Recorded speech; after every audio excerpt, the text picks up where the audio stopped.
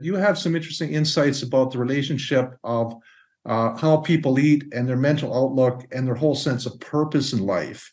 Can you comment on that? Wow. You must have done a lot of listening to my and reviewing of my work. You know everything about me. Yeah, Well, thank you. I've read a few books I've listened to on the internet too, but Thank you. I appreciate your that respect and that you have for my work. I really appreciate that. yeah, it was well Yes. deserved. Thank you.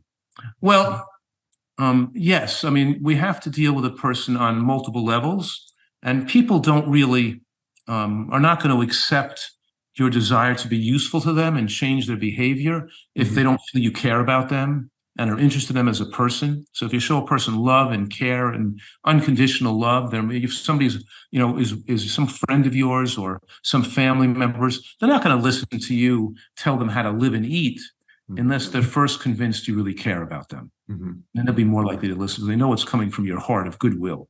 So that has to be established first of all. And what I'm saying here is that when people they don't succeed on a healthy diet because it makes them feel socially uncomfortable because they're so used to getting their self-esteem, externally generated self-esteem, which is like junk food. You want other people to approve of you. You want other people to like you. It's like posting on Instagram, how you look, how much money you make, your fancy clothing, whatever it is you're trying to impress on people. And you just want to be liked. And when you eat differently than other people, they're going to make you feel uncomfortable and you're going to feel like you're losing their approval.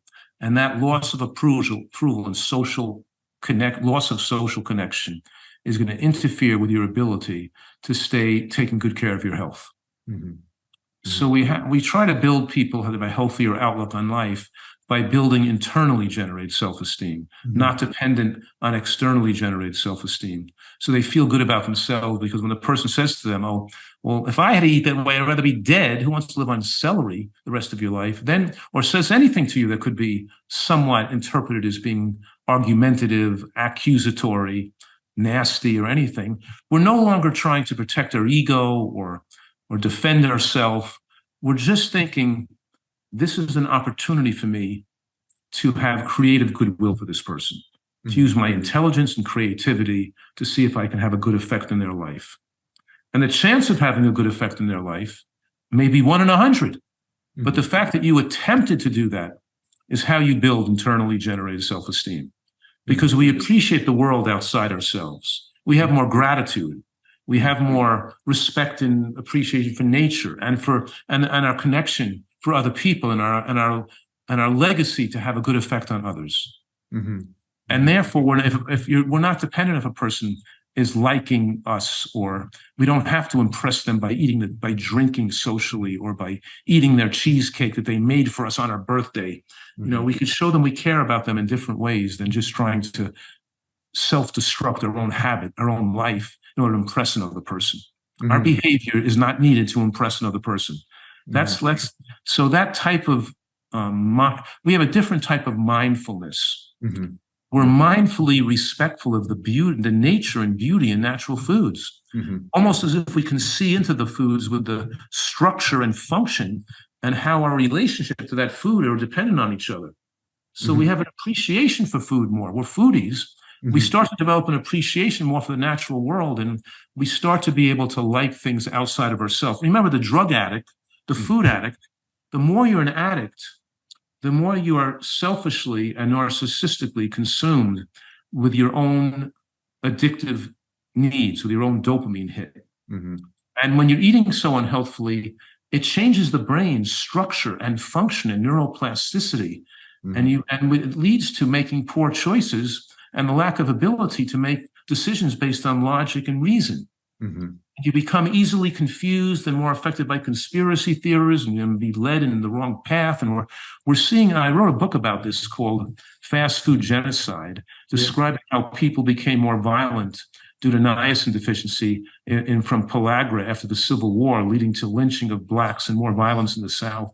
And I'm suggesting that we're seeing this today. We're seeing more violence, less ability to care for and relate to other people, more a feeling of separateness and against other people and conflict and egos and narcissism, and so we're seeing more of that, and part of that problem is due to the nutritionally deficient brain.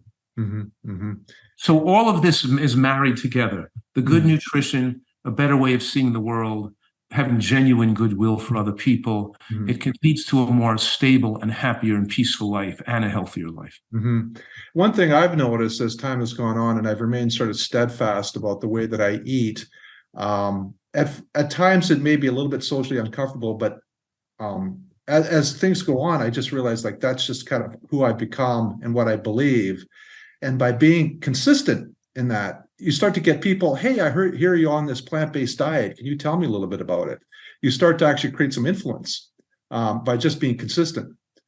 That's absolutely essentially important, what you just said, because nobody's going to listen to you about improving your health, improving their health, if they don't see you walking the walk. You went out to a restaurant and started ordering cheesecake and barbecued ribs. What good of a role model would you have been? The people who are my clients and guests and patients over the last decades who've lost 50 to 100 pounds and kept it off, they get these superpowers of being able to positively influence other people, and that builds their own self-esteem. So the consistency of their behavior, the consistency of their good health achievement, and they're proud of that. And that's a good pride, so absolutely be proud of that. And that's the way you have most effect on other people, is showing the consistency of your own behavior, and it helps support you on your ability and desire to avoid these self-destructive foods that totally permeate our environment.